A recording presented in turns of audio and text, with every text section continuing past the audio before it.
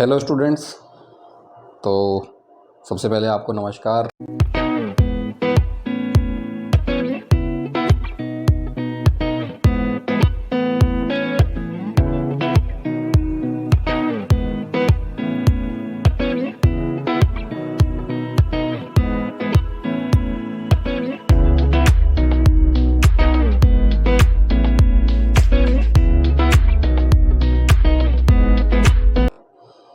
और आज मैं जो टॉपिक डिस्कस करने जाऊंगा जो टॉपिक डिस्कस करूंगा वो आप सभी को वैसे दिख ही रहा है बोर्ड पे, ग्रेविटेशन। ये क्लास 9th का चैप्टर है, चैप्टर 10th है ग्रेविटेशन। 10th है 11th शायद, जो भी 10th चैप्टर है ग्रेविटेशन। तो ग्रेविटेशन आज हम डिस्कस करेंगे, ग्रेविटेशन के बारे में जानेंगे, ग्रेविटेशन क्या है, ग्रेविटेशन के बारे में हम इस वाले चैप्टर में हमें क्या क्या पढ़ना है, ठीक है। तो वो सारी चीज़ें हम डिस्कस करेंगे आज, ठीक है। तो ये जो वीडियो बनेगा वो 2 पार्ट में बन सकता है, तो आप लोग बस ध्यान दीजिए। सबसे पहले हम आज जो टॉपिक डिस्कस करने जा रहे हैं, तो ग्रेविटेशन में हम क्या क्या पढ़ने वाले हैं। तो सबसे पहले हम ग्रेविटेशन के बारे में देखेंगे, ग्रेविटेशन होता क्या है, ठीक है। तो सबसे पहले तो आप लोग से निवेदन है कि आप इस चैनल को सब्सक्राइब ज़रूर करें बेटा, क्योंकि जितनी मेहनत मैं कर रहा हूँ आप लोगों के लिए, तो सब्सक्राइब भी करो, इसको शेयर भी करो। जितने ज़्यादा बच्चों के पास ये जाएगा, हो सकता है कुछ चीज़ें नई पता लगें आप लोगों को, नई चीज़ें पता लगेंगी, तो ठीक है। मैं मेरा 100% दूंगा हमेशा ही। आप लोगों को बस लाइक करना है, वीडियो को शेयर करना है, सब्सक्राइब ज़रूर करना है बेटा। अब देखते हैं ग्रेविटेशन क्या है, ठीक है। मेरे ख्याल से आपको वीडियो अच्छा लगेगा तो आप अपने आप सब्सक्राइब कर दोगे। हाँ, वीडियो अच्छा लगेगा, इसमें कोई डाउट नहीं है, ये मेरा वादा है। तो ग्रेविटेशन की बात कर लेते हैं। जैसे ही ग्रेविटेशन की हम बात करते हैं तो आपके दिमाग में एक ही इंसान आता है, और एक ही इंसान जो है वो है न्यूटन भैया, है ना। न्यूटन जो है, इसाक न्यूटन, इन्होंने ग्रेविटेशन के बारे में बताया, ग्रेविटेशन फोर्स के बारे में डिराइव किया और उसको एक्सप्रेस किया। एक्चुअली आप कह सकते हो कि टर्म ग्रेविटेशन को जो है न्यूटन ने ही समझाया, एक तरीके से देखा जाए तो सबसे पहले जब न्यूटन की बात करते हैं तो वो एक कहानी है एनसीईआरटी में कि एप्पल के पेड़ के नीचे बैठा था। ठीक है बेटा, एप्पल के पेड़ के नीचे बैठा था, पर न्यूटन ने एक्चुअली डिस्कवरी की है इस टॉपिक को अच्छे से। मतलब मैं कह सकता हूँ ग्रेविटेशन के बारे में बहुत सारी चीज़ें बताई हैं हमें, तो उसको हम ध्यान में रखते हुए न्यूटन भैया है, उन्होंने क्या क्या बताया वो डिस्कस करने वाले हैं, ठीक है। तो न्यूटन ने क्या किया, देखो बेटा, सिंपल सी बात है। इसाक न्यूटन जो है ना, इन्होंने ग्रेविटेशन को क्या बताया। सबसे पहले ग्रेविटेशन जो है ना वो एक टाइप का फोर्स है। क्या है ये? फोर्स। ग्रेविटेशन जो है एक फोर्स है, क्लियर। तो ग्रेविटेशन जो है वो एक फोर्स है, और किस तरह का फोर्स है? मैं कहूँगा अट्रैक्शन फोर्स है। कैसा फोर्स है बेटा? अट्रैक्शन फोर्स है। कौन सा फोर्स? Attraction force. इसको हम बिल्कुल सिंपल तरीके से समझेंगे। मैंने कहा एक ऑब्जेक्ट ये है, हम कोई अर्थ की बात नहीं कर रहे, हम किसी भी इस ऑब्जेक्ट की, मतलब 2 ऑब्जेक्ट की बात कर रहे हैं फ़िलहाल, ठीक है। एक ऑब्जेक्ट ये है, ये ए ऑब्जेक्ट है, ये बी ऑब्जेक्ट है। सबसे पहले मैं आपको ग्रेविटेशन के बारे में बताऊंगा और इसको डिस्कस करते चलेंगे हम लोग। तो 2 ऑब्जेक्ट हैं, ए और बी, ठीक है। तो अब मैंने कहा कि ए ऑब्जेक्ट कोई स्टोन है, मान लो आप लोग, ये मान लो कि कोई स्टोन है, बी एक दूसरा स्टोन है, और इसका मास जो है ना वो m1 है, और इस ऑब्जेक्ट का मास जो है वो m2 है। कुछ भी मास हो सकता है बेटा इनका, किलोग्राम में जो भी आप मान लेंगे। तो m1 इसका मास है, ये वेरिएबल में माना है हमने। ए और बी जो है, ए का मास m1 है, बी का मास m2 है, according to Newton. According to Newton मैंने कहा फोर्स कैसा है? अट्रैक्शन फोर्स है। तो ये क्या करेगा, ये ऑब्जेक्ट तो इसको अपनी तरफ खींचेगा, सेम टाइम में ये ऑब्जेक्ट भी इसको अपनी तरफ खींचेगा। मतलब ये हो गया कि सर पहली बात तो ये नॉन कॉन्टैक्ट फोर्स है। कौन सा फोर्स है? Non contact force. क्लास 8 में आप लोगों ने ज़रूर पढ़ा होगा कि कॉन्टैक्ट फोर्स कौन से होते हैं, नॉन कॉन्टैक्ट फोर्स कौन से होते हैं।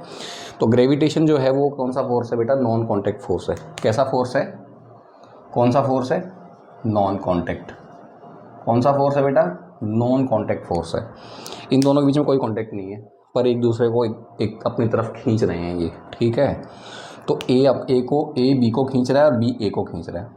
तो न्यूटन ने क्या बोला कि जो ये फोर्स होगा ना, ये जो फोर्स होगा, ये क्या होगा? ये फोर्स जो होगा ये डायरेक्टली प्रोपोर्शनल होगा उन दोनों ऑब्जेक्ट के मास के प्रोडक्ट के। मतलब मतलब सिंपल सी बात है, अगर इसका कुछ मास है, इसका कुछ मास है, दोनों को मल्टीप्लाई कर दिया जाए तो जो फोर्स होगा वो डायरेक्टली प्रोपोर्शनल होगा इसके। क्लियर है मेरे ख्याल से? ये सिंपल सी डायरेक्टली प्रोपोर्शनल है बेटा। डायरेक्टली प्रोपोर्शनल का मतलब होता है कि एफ़ का जो वैल्यू है वो इन दोनों के मास के डायरेक्टली प्रोपोर्शन में है, तो मतलब इन पे डिपेंड करता है, ठीक है। और इन दोनों ऑब्जेक्ट के बीच का डिस्टेंस जो है मैंने मान लिया डी है, मान लो। कितना मान लिया मैंने? डिस्टेंस। इन दोनों के बीच का डिस्टेंस जो है वो डी है।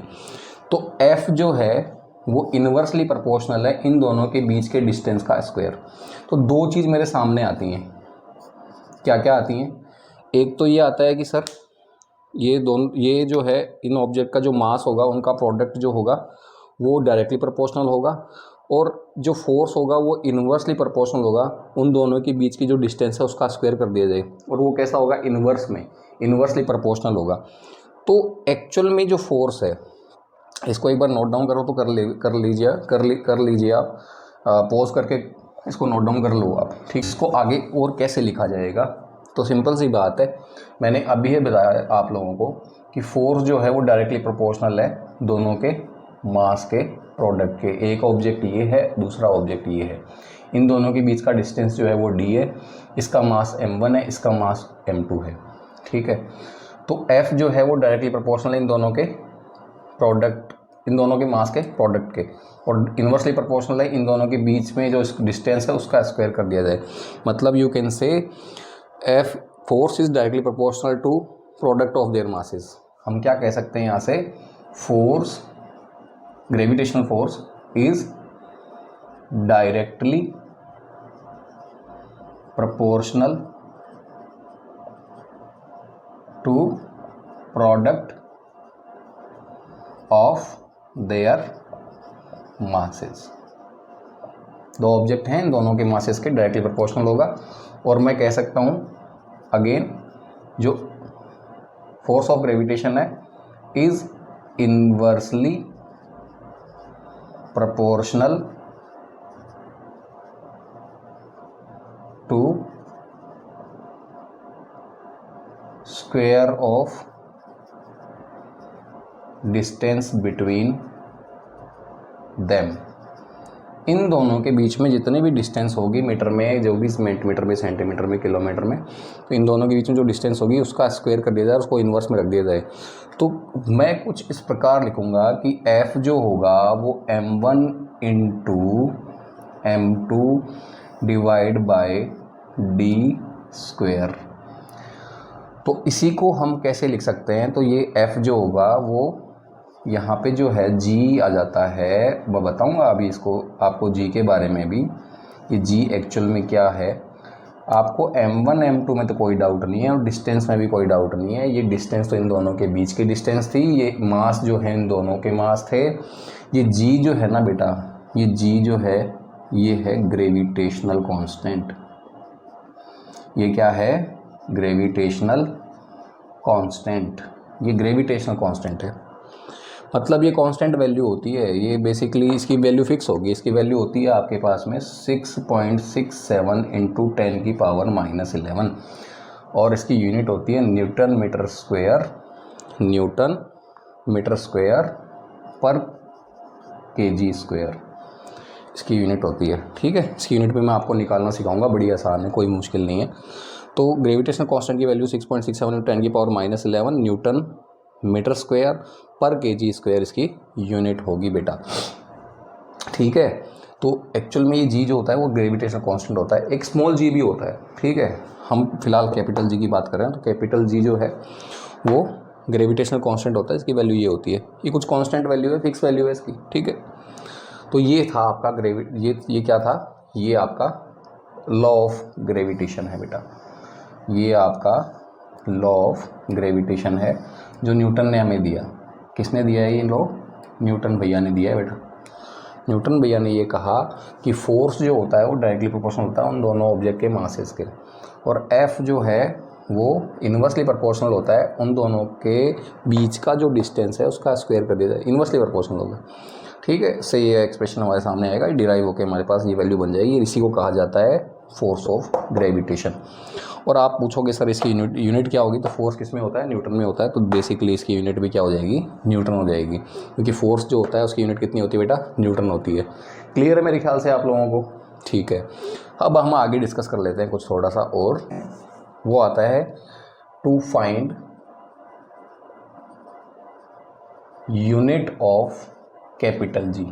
कैपिटल जी जो ग्रेविटेशनल कांस्टेंट अभी जो हमने निकाला, कैपिटल जी क्या है, ग्रेविटेशनल कांस्टेंट, इसका मुझे यूनिट निकालना है। यूनिट जो अभी मैं बताया न्यूटन मीटर स्क्वायर पर केजी स्क्वायर, कैसे निकालेंगे, याद करने की जरूरत नहीं है बेटा, सिंपल निकाल लेंगे उसका, कोई बड़ी बात नहीं है। मैंने अभी भी बताया है कि फोर्स की वैल्यू क्या होती है, जी m1 इंटू m2 अपॉन में डी स्क्वायर। डी डिस्टेंस है, डी क्या है, डिस्टेंस है। m1 क्या है, मास ऑफ ऑब्जेक्ट। m2 क्या है, मास ऑफ अनदर ऑब्जेक्ट। ठीक है, और डी डिस्टेंस है, ये एक जी ग्रेविटेशनल कांस्टेंट है। इसको निकालने के लिए सिंपल सी बात है, मुझे जी की यूनिट निकालनी है। मुझे जी निकालना है तो मैं क्या करूँगा, डी स्क्वायर डिवाइड में कहाँ जाएगा, मल्टीप्लाई में चला जाएगा बेटा, एफ इंटू डी स्क्वायर आप लिख दोगे इसको। ठीक है, और यहाँ पे m1 इंटू m2 आपके पास में, यहाँ मल्टीप्लाई में इसके, और m1 m2 भी क्या होंगे, यहाँ मल्टीप्लाई में तो कहाँ जाएंगे, कहाँ जाएंगे बेटा, यहाँ पे आ जाएंगे आपके पास, कहाँ आ जाएंगे, डिवाइड में आ जाएंगे।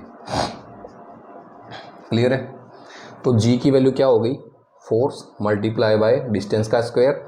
डिस्टेंस किस में होती है, मीटर में होती है। किस में होती है बेटा, और स्क्वायर है तो मीटर स्क्वायर।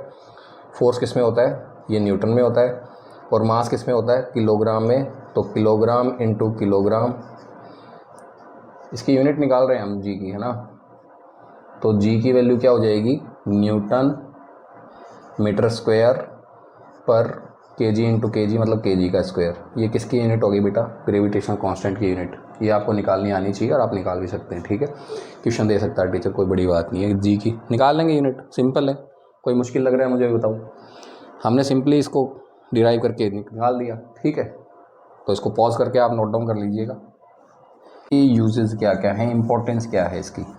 तो इसकी इंपॉर्टेंस एक तो बेटा सिंपल सी बात है, मुझे एक बात बताओ, अगर मैं कहूँ कि ये सन है, कौन है, ये हमारे सूर्य हैं, और इसके चारों ओर जो प्लेनेट रिवॉल्व कर रहे हैं, इसके चारों ओर जो प्लेनेट रिवॉल्व कर रहे हैं, मेरे ख्याल से थर्ड पे होता है अर्थ, है ना, जो भी प्लेनेट्स के चारों ओर रिवॉल्व कर रहे हैं, तो वो एक पर्टिकुलर पाथ में मूव कर रहे हैं। वो पाथ इनका फिक्स है और वो एक्चुअली एलिप्स शेप में होता है। एलिप्स शेप में ये इसके चारों ओर जो है ना, ये चारों ओर इसके चक्कर लगाते रहते हैं और ये फिक्स पाथ में, और इनकी डिस्टेंस भी फिक्स है।